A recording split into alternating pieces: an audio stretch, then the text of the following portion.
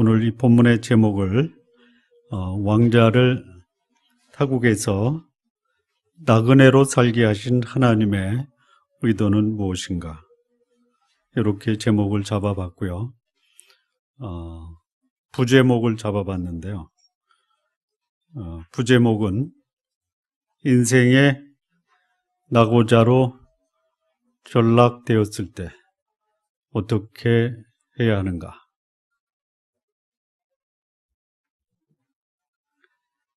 이 모세, 그의 출생은 노예나 다름없는 집안에서 태어났습니다.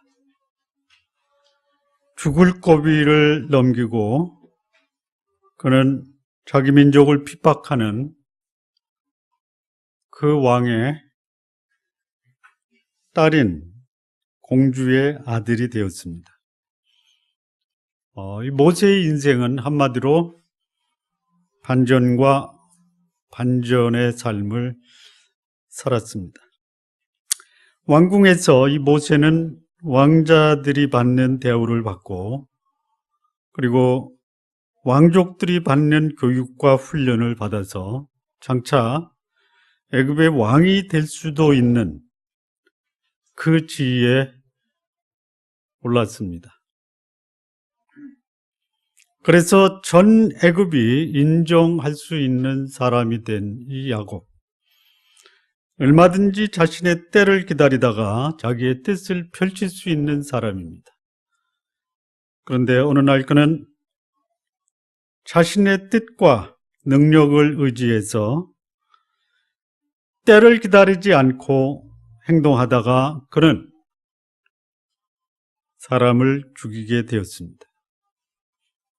그리고 그것이 발각이 돼서 모세는 더 이상 애굽에서 살아갈 수 없는 그런 도망자 신세로 전락되고 말았습니다.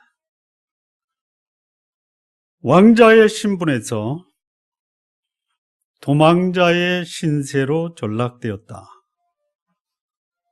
네. 대통령의 아들도 감옥에 갈 수가 있습니다. 어떻게 하면요? 죄를 지으면. 죄를 지었으니 도망자 신세가 되었다. 그럴 수도 있겠다로 이 모세의 도망자 신세를 그렇게 이해하고 말 것이냐, 아니면 왕자의 신분에서 도망자 신세로 전락된 것에 대해서 모세의 삶을 주관하는 하나님은 그를 향한 또 다른 계획과 의도는 없겠는가? 그 점을 우리는 오늘 본문에서 찾아보려고 합니다. 하나님의 사람의 미래는 하나님의 손과 하나님의 계획이 있으니 그가 실수한 것도 하나님의 의도다.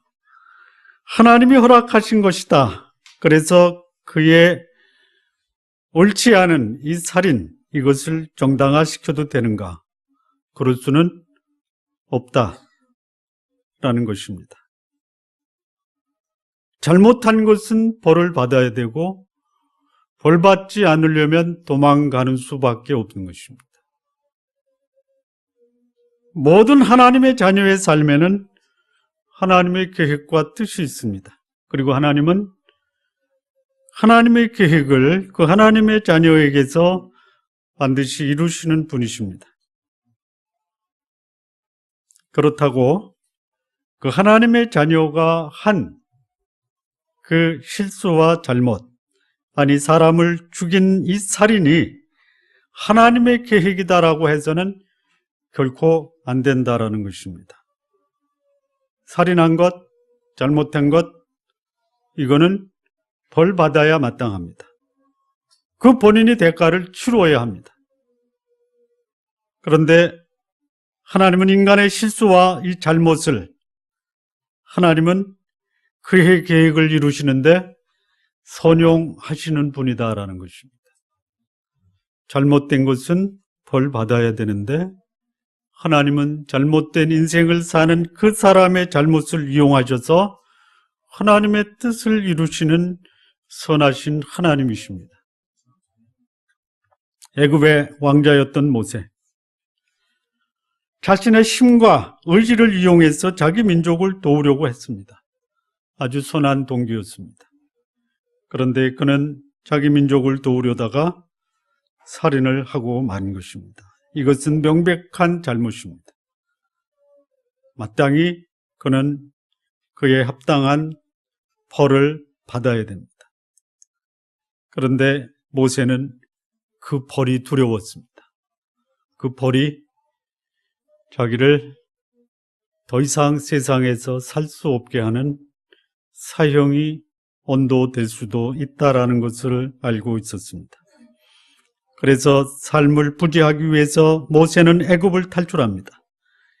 그리고 타국으로 도망하고 거기서 나그네로 살아가야 하는 처지가 되고 만 것입니다. 그런데 이 모세의 실수와 살인, 이 살인을 저지른 이 모세를 하나님은 따라가고 계셨다라는 것입니다. 모세를 타국에서 나그네로 살게 하시면서 하나님은 그의 계획을 하나씩 하나씩 추진해 가고 계셨습니다. 성도 여러분, 오늘날에도 하나님은 하나님의 자녀에 대한 각 사람의 계획을 하나님은 가지고 계십니다.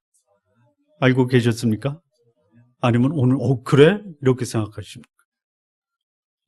하나님은 여러분 한 사람 한 사람을 향한 그 계획을 가지고 계시고 오늘 그 계획을 하나님은 여러분을 통해서 이루어 가신다라는 것이, 나의 실수와 잘못으로 인해서 내가 받아야 되는 고통을 면제시켜 주시는 분이 아니십니다. 고통을 당하게 하시면서 하나님은 하나님이 여러분을 향해 가지신 그 계획을 추진하고 계시다라는 것이, 잘못에 대한 대가는 치러야 합니다. 그러나 그 과정에서 하나님은 하나님의 계획을, 하나님의 백성을 향한 하나님의 계획을 중단하거나 그 사람을 향한 계획을 다른 사람으로 대체하지 않으신다라는 것입니다.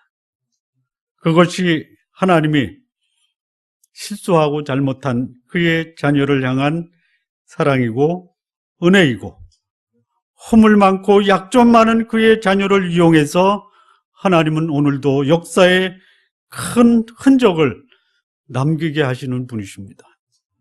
우리 성도 여러분, 여러분을 통해서 하나님이 역사에 큰 흔적을 남기실 것을 기대하십니까? 기대하시기 바랍니다. 예. 물론 잘못과 실수를 밥 먹듯이 하는 자에게 하나님은 어떻게 하시는가? 여러분이라면 한 번 실수한 것은 병가지상사 기회를 주지만, 실수하고 또 실수하고 또 기회를 줬는데 또 실수하고 잘못하고 실수와 잘못을 밥 먹듯이 하면 여러분 어떻게 하시겠습니까? 어떻게 하시겠습니까? 되다 안 되면 그 자식을 어떻게 합니까? 포기하죠. 그런 자식을 가리켜 무슨 자식? 베린 자식이라고. 베린 자식이 되지 마시기 바랍니다. 기회를 주었는데도 회개하지 않고 성찰하지 않고 지속적으로 죄 가운데 있는 자라면 하나님은 특단의 조치를 취합니다. 그를 영광스러운 곳으로 일찍 모시고 가시는 분이 하나님이십니다.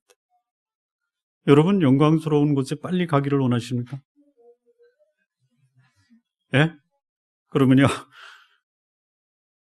마음대로 사시기 바랍니다. 그러면 하나님은 네가 내 영광에 안 되니 내가 너를 영광스러운 곳으로 일찍 데리고 가겠다. 이것도 뭡니까? 은혜입니다. 은혜. 네. 여러분을 이 땅에서 하나님이 큰 일로 쓰시게 하는 은혜를 받으시겠습니까? 아니면 다른 사람보다 일찍 영광스러운 곳으로 모시고 가는 은혜를 입기를 원하십니까?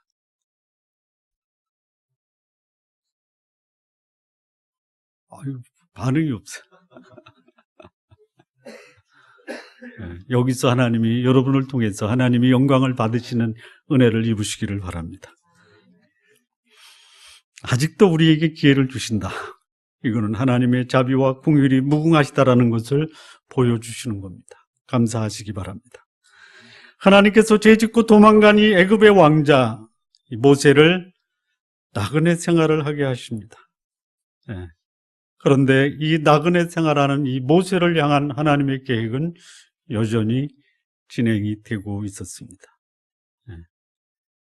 애굽의 왕자를 타국에서 나그네로 살게 하신 하나님의 의도는 무엇인가? 아니, 이것을 나의 삶에 적용할 때 혹 내가 인생의 낙오자로 전락되어 이름 없는 한갓 초라한 인생으로 내 인생이 전락될 때 그 속에서 하나님은 나를 어떻게 만지시는가? 궁금하지 않습니까? 오늘 우리가 읽은 이 본문에서 왕자를 나그네로 살게 하시려는 또 다른 하나님의 의도를 본문에서 몇 가지로 찾아볼 수가 있습니다. 첫 번째입니다. 16절과 17절 말씀입니다. 우리 함께 합독 한번 하실까요? 시작. 미디안 제사장에게 7달이 있었더니 그들이 와서 물을 기로 구유에 채우고 그들의 아버지의 양떼에게 먹이려 하는데 목자들이 와서 그들을 쫓는지라 모세가 일어나 그들을 도와 그 양떼를 먹이니라. 여기 눈여겨봐야 되는 것이 뭐냐면 양떼를 먹이니라. 우리는 창세기에서 애굽 사람들이 양을 치는 목자를 어떻게 대하는지를 함께 상고해 본 적이 있습니다. 양을 치는 것은 애굽 사람에게 가증한 일이다, 이렇게 말씀을 합니다. 가증하다가 뭐냐면요, 상종하기 싫어하다, 옆에 두기를 꺼려하다, 또는 그것은 사람이 대할 일이 아니기 때문에 가증히 여기다. 이것이 바로 양을 치는 일입니다. 그런데 모세가 미디안 땅에 도망가서 첫 번째 한 일이 뭐냐? 양에게 물을 먹이는 것이고, 그 이후로 그는 40년을 양을 치는 목자로서 삶을 삽니다. 이게 무슨 뜻입니까, 이게? 애굽의 왕자, 애굽에서 가장 추앙받았던 모세가 그들이 가장 가증히 여기는 목자로 전락되게 되었다라는 것이, 여기 하나님의 의도가 있습니다. 하나님의 위대한 일을 하는 사람은 낮아질 대로 낮아져서 자기보다 낮은 사람이 없는 그 종과 같은 사람이 되어 종의 마음을 가지게 하시려는 것이 하나님의 의도다라는 것이, 하루아침에 왕자의 신분에서 광야의 한복판에 서 있는 낯선 지방의 한낱 길 가는 길손으로 전락되고만 이 모세입니다.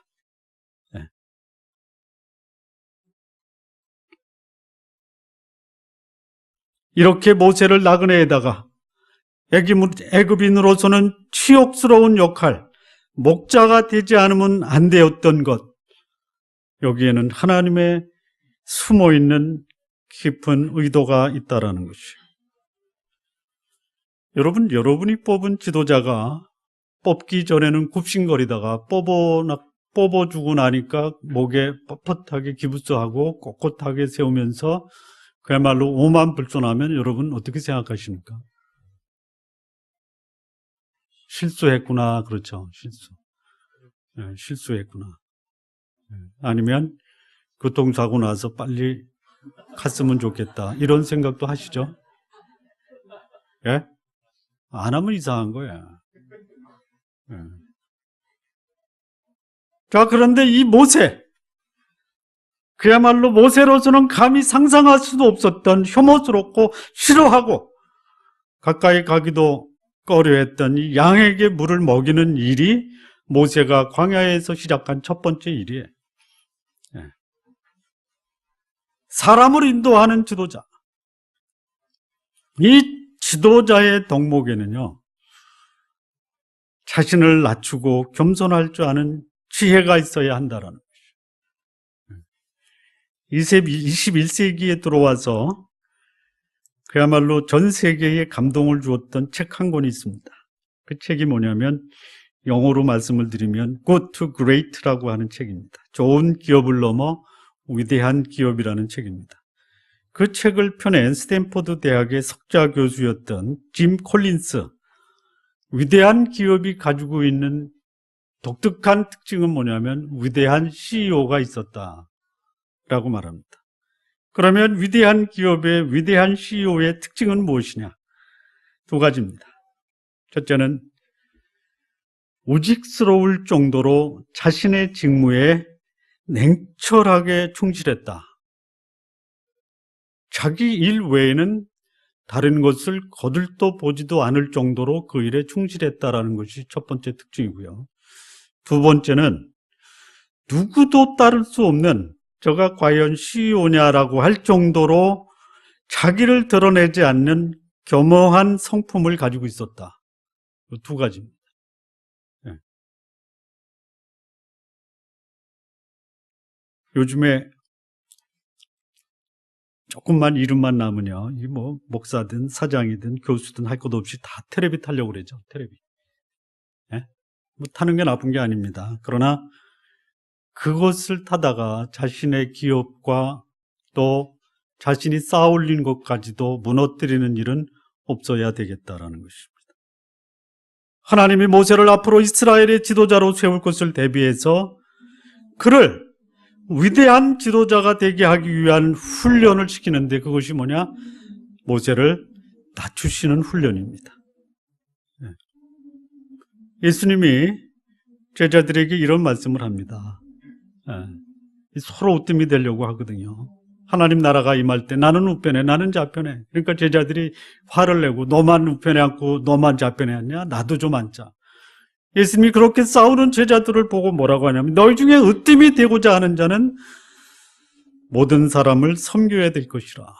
으뜸이 되고자 하는 사람은 다른 사람의 종이 되어야 하리라라고 말씀합니다. 마가복음 10장 44절 말씀입니다.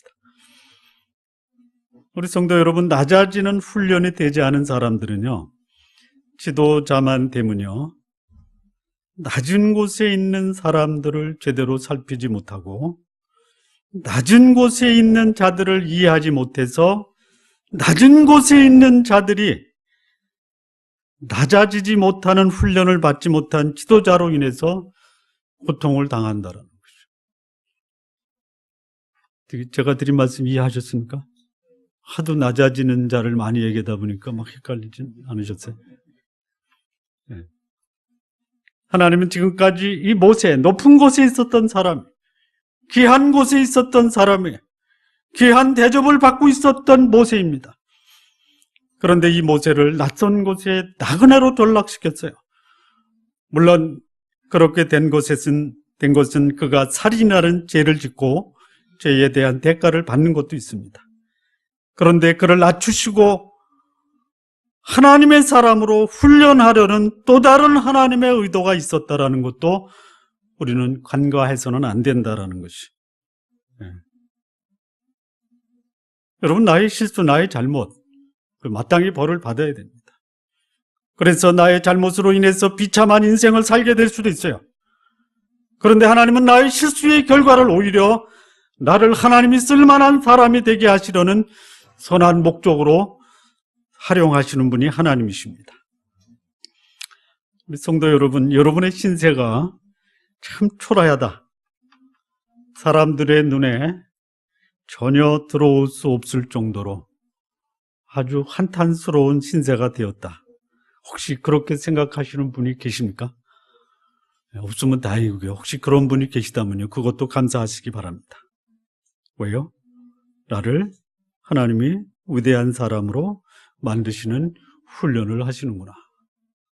이렇게 보시면 안 되시겠습니까? 그렇게 보셔도 되겠죠. 공감이 되시면 끄덕끄덕. 자, 두 번째입니다. 하나님이 이 모세를 왕자의 신분에서 하나의 나그네로 전락시킨 하나님의 의도는 무엇인가? 18절에서 20절 말씀, 이것도 함께 우리 합독하시겠습니다. 시작. 그들이 그들의 아버지 룰에게 이를 때에 아버지가 이르되 너희가 오늘은 어찌하여 이같이 속히 돌아오느냐. 그들이 이르되 한 애굽 사람이 우리를 목자들의 손에서 건져내고 우리를 위하여 물을 길어 양떼에게 먹였나이다. 아버지가 딸들에게 이르되 그 사람이 어디 있느냐. 너희가 어찌하여 그 사람을 버려두고 왔느냐. 그를 청하여 음식을 대접하라 하였더라. 여기 모세라는 이름이 나옵니까? 안 나오죠? 그러면 모세를 지칭해서 뭐라고 부르고 있습니까? 예? 어떤 사람? 한 애굽 사람, 또 그 사람. 한 애굽 사람, 그 사람. 예. 이름이 없어졌어요. 애굽의 왕자 모세라는 이름이 없어졌어요. 그리고 일개 한 애굽 사람 또는 그 사람. 예. 하나님이 이 모세를, 애굽의 왕자 모세를 이름 없는 나그네로 전락시킨 이유가 뭐냐? 여러분, 하나님의 일을 하시려면요, 초라한 무명의 사람으로도 살아가게 하신다라는 것이에요. 여러분, 여러분의 이름이 한 애굽 사람, 그 사람, 이름도 몰라요, 성도 몰라 라고 하는 그런 경험을 하게 되면 여러분의 인생이 참 비참해졌다. 맞습니다. 비참해지는 거예요. 그러나 비참하지 않은 사람은 위대한 사람으로 등극할 수가 없습니다. 비참한 삶을 살아본 사람이 비참한 사람을 돌볼 수 있는 위대한 일을 이룰 수 있는 사람이다. 이것이 하나님이 애굽의 왕자 모세를 이름 없는 광야의 무명의 사람으로 살게 하신 의도다라는 것이. 네. 모세가 도망자가 되기 전까지는 혹 이 차기 왕위에 오를 수도 있는 이 막강한 후원자인 바로의 공주의 아들이었어요. 모세라는 이름 하나로 당시 최대 제국이었던 애굽에서 모든 사람에게 영향력을 끼칠 수 있는 그런 유명한 사람입니다. 이름과 명성을 떨쳤던 모세였어요. 그런데 자신의 혈기로, 자신의 실수로 그는 사람을 죽이고 도망자가 되었습니다. 그리고 애굽 사람들이 가증히 여기고 가까이 하기 싫어하는 양떼를 먹이는 신세가 되었습니다. 도망자 신세가 되어 양떼를 먹이는 목자가 된 것뿐 아니라 그저 이름 없는 한 애굽 사람으로 불리워질 뿐이었습니다. 사막에서 모세는 한 애굽 사람 또는 그 사람 정도로 취급을 당했습니다. 왕자가 그저 한 애굽 사람, 그 사람으로 불리면서 보잘것없는 사람으로 전락되었다라는 것이에요. 누가 모세를 그저 이름 없는 한 애굽 사람으로 불리우리라 생각을 했겠습니까? 살인하고 도망하여 전혀 이름 없는 애굽에서 잊혀진 사람이 되었고 타국에서는 그저 나그네로 무명의 애굽의 한 사람이 되고 만 것이에요. 자신의 한 잘못으로 인해서 떠돌이의 무명의 사람이 되었지만 이것을 그저 자득의 결과라고 하기에는 지금까지 모세의 삶을 보았을 때 이렇게 간단하게 취급하기에는 무엇인가 좀 석연치 않은 구석이 있습니다. 여러분, 한때 잘 나갔던 사람이 하루아침에 몰락했다.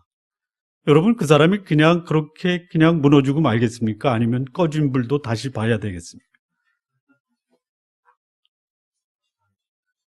여러분, 제가 지금 꺼졌다고 생각하십니까?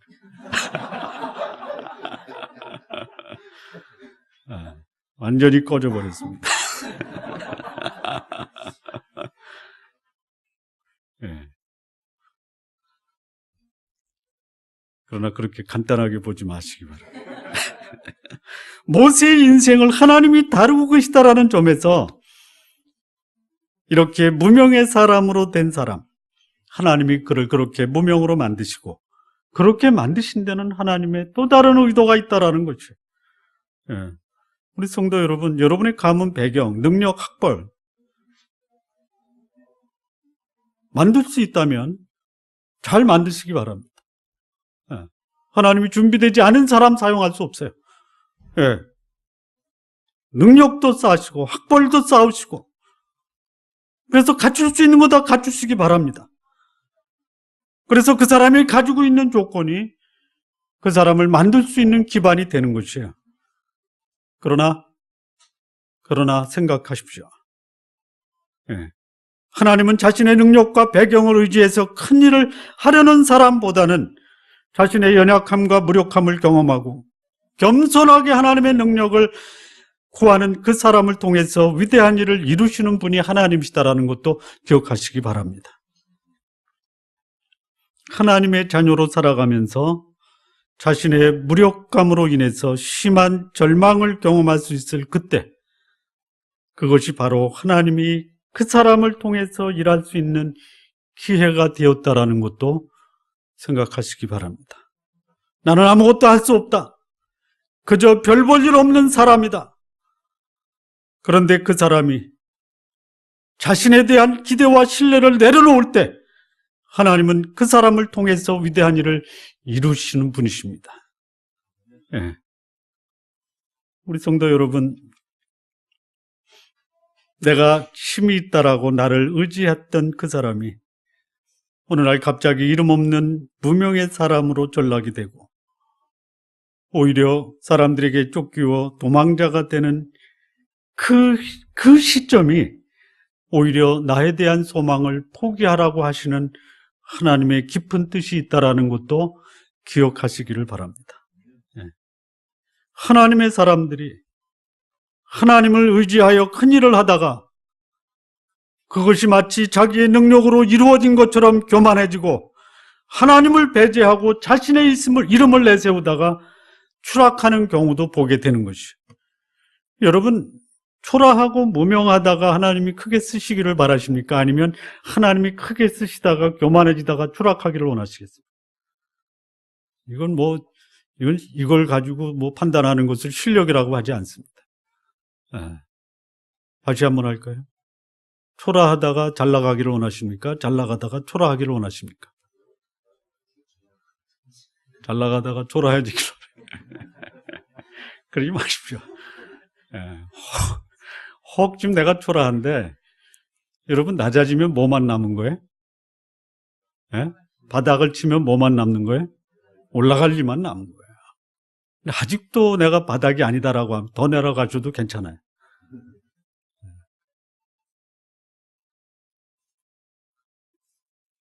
이 사람들이 가지고 있는 한계, 약점이 뭐냐?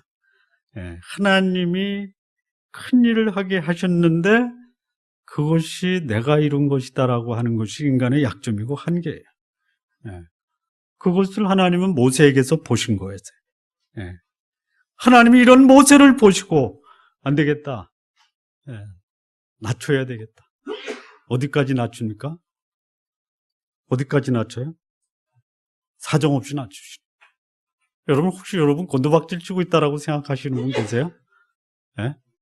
그러면 그냥 곤두박질 당하시기 바랍니다. 조금 지혜 있는 분은요, 연착륙 하시고요. 조금 객기 있는 사람은 그냥 연착륙의 반대는 뭐라 그래요? 강착륙이라 그래? 뭐야? 경착륙. 우리 교회는 이런 분도 계십니다. 경착륙을 뭐라고 하냐면 헬리콥터의 프로펠러가 부러져서 그냥 곤두박질 치는 거예요. 여러분, 그렇게 되지 마십시오. 차라리 연착륙은 하시더라도 곤두박질은 치지 마시기 바랍니다. 그런데요, 하나님은 이 모세를 곤두박질 치게 하신 거예요. 왜 그렇습니까? 왜 그래요? 낮추시고 더 나아가서 별 볼 일 없는 자로 만드시고, 그래서 자신에 대한 기대와 신뢰를 완전하게 무너뜨리고, 그리고 그 다음에 하나님이 그를 하나님의 사람으로 만드시는 그 계획을 이루어 가시는 거예요. 하나님의 사람이 자기 자신에 대해서 비참함을 경험하고 철저히 낮아지고 별 볼 일 없는 자가 되었다고 생각하는 경험이 없이는 하나님의 일을 하지 않는 것이 차라리 나을 수가 있다라는 것이. 하지만 나를 낮추시고 비참하게 만드시고 철저히 잊혀진 사람으로 전락하게 되면은 이것이 하나님이 나를 이제 하나님의 일을 위해서 사용하시겠구나라고 생각하시면 될 것입니다. 아무도 알아주지 않는 무명의 사람으로 버려지면 하나님이 나를 하나님의 일을 위해 준비하시고 훈련시킨다고 생각하는 것이 무명의 기간을 극복할 수 있는 지혜로운 시간이 될 것입니다. 세 번째입니다. 애굽의 왕자 모세를 한낱 광야의 나그네로 전락하게 하신 하나님의 또 다른 의도는 무엇인가? 인생의 낙오자가 되었다고 생각할 때 우리는 거기서 어떤 하나님의 뜻을 읽어야 되는가? 23절에서 25절 말씀입니다. 함께 읽겠습니다. 시작. 여러 해 후에 애굽 왕은 죽었고 이스라엘 자손은 고된 노동으로 말미암아 탄식하며 부르짖으니 그 고된 고동으로 말미암아 부르짖는 소리가 하나님께 상달된지라. 하나님이 그들의 고통 소리를 들으시고 하나님이 아브라함과 이삭과 야곱에게 세운 그의 언약을 기억하사 하나님이 이스라엘 자손을 돌보셨고 하나님이 그들을 기억하셨더라. 왜 하나님은 왕자를 일개의 나그네로 전락시키셨는가? 그 의도는요, 하나님은 하나님의 뜻을 이루는데 결코 서두르지 않고 때를 기다리게 하신다라는 것이죠. 여기 보면요, 23절에 여러 해 후에 이렇게 되어 있습니다. 이 여러 해라는 것이 몇 년이십니까? 40년입니다. 40년. 여러분 40년을 이름 없이 살게 하면 여러분 어떻게 하시겠습니까?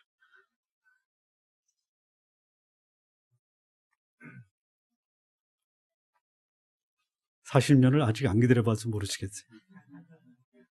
그러면 4년을 이름 없이 무명으로 살게 하셨다. 어떻게 하시겠습니까? 견딜만 하시죠? 못 견뎌요? 못 견디면 어떻게 하실 거예요? 견뎌야죠. 40년이 지나갔어요. 모세를 찾던 애굽 왕이 세상을 떠났습니다. 그런데 애굽 왕이 세상을 떠나도 이스라엘 자손은 여전히 고된 노동으로 탄식하며 하나님께 부르짖고 있었습니다. 많은 하나님의 사람들이, 하나님의 백성이 고통당하며 살아갈 때 하나님 당신은 도대체 어디 계시고 지금 무엇을 하십니까? 라고 하나님을 향해 원망과 아우성을 치며 살려달라고 부르짖을 것입니다. 여러분, 하나님의 백성이 고통 가운데 살게 하시는 것, 하나님의 기쁜 뜻이겠습니까? 아니면 하나님의 슬픈 뜻이겠습니까? 슬픈 뜻이겠죠. 하나님이 하나님의 백성이 고통 가운데 사는 것을 결코 즐기시는 분이 아니십니다. 그런데 그렇게 하지 않으면 안 될 때는 하나님은 하나님의 백성을 고통 가운데 살게 하시는 분이십니다. 여러분, 하나님이 여러분의 삶이 즐겁고 행복하게 사는 것을 기뻐하십니다. 그럼에도 불구하고 하나님이 여러분의 삶을 고통스럽게 한다면 하나님의 의도가 무엇인지를 좀 볼 수 있어야 돼요. 왜 나를 이렇게 고통스럽게 하십니까? 라고 원망하지 마시고 왜 나를 이렇게 고통 가운데 살게 하실까? 하나님의 뜻을 읽을 수 있으셔야 돼요. 있으셔야 돼요. 왜 하나님이 하나님의 백성을 고통 가운데 살게 하실까요? 왜 그러실까요? 도대체 왜 그러시는 거예요? 여러분, 그런 질문 하나님께 안 하셨어요? 하나님 왜 저를 이렇게 고통스럽게 하십니까? 도대체 왜 그러세요, 하나님? 라고 하나님께 아우성 쳐보신 적 없으세요? 없으세요? 있었어요? 지금도 있으세요? 왜 그러실까요? 왜 그러시는 거예요? 더 좋은 거 주시오. 더 좋은 거 주시려고. 제가 언젠가 강원도 금강산을 가봤거든요. 근데 강원도 금강산 온정각이라고 하는 북한에서 지은 호텔이 있거든요. 근데 그 앞에 시뻘건 곳으로 이렇게 써놨어요. 가는 길 험하여도 웃으면서 가자. 그리고 그 밑에 어버이 수령 이렇게 써 있어요. 그래서 너무 감동을 받았어요. 그래서 우리 집안에 하나의 문화로 자리 잡자. 그래서 내가 지난 금요일 어머니 추도식 때 우리 집안, 명문 집안, 전통 있는 집안 되기 위해서 좀 가풍을 좀 세우자. 그래서 호세아 12장 6절에 나오는 말씀, 여호와께서는 인애와 공의를 사랑하신다. 그래서 인애와 공의를 우리 집안에 문화의 2개의 기둥으로 세우고 4개의 석가래를 세우자. 석가래. 첫 번째가 나로 인해서 내 주변 사람 행복하게 하자. 그랬더니 1학년 된 저희 손주가 할아버지 그거는요 배려거든요. 배려. 우와. 두 번째는 가는 길 험하여도 웃으면서 가자. 뭘까 그랬더니 기쁨 아니죠. 긍정적 태도예요. 긍정적. 그다음에 세 번째, 하고 싶은 것보다 하지 않으면 안 될 일을 먼저 하자. 절제예요. 절제. 할아버지. 다른 어른들이나 청년들은 말 못하더라고요. 네 번째는 그 얘기를 했어요. 한 번 약속한 거 목에 칼이 들어와도 반드시 지키자. 그랬더니 고민하더라고요. 그거 뭐죠? 책임감인가요? 어른들은 아무 말도 못해요. 그래서 다른 김씨 집안의 가문의 문화와 가풍은 뭔지 몰라도 우리 할아버지 밑에서 나온 우리 가문의 문화는 앞으로 4가지다. 배려, 긍정적 태도, 절제, 책임감이다. 책임감.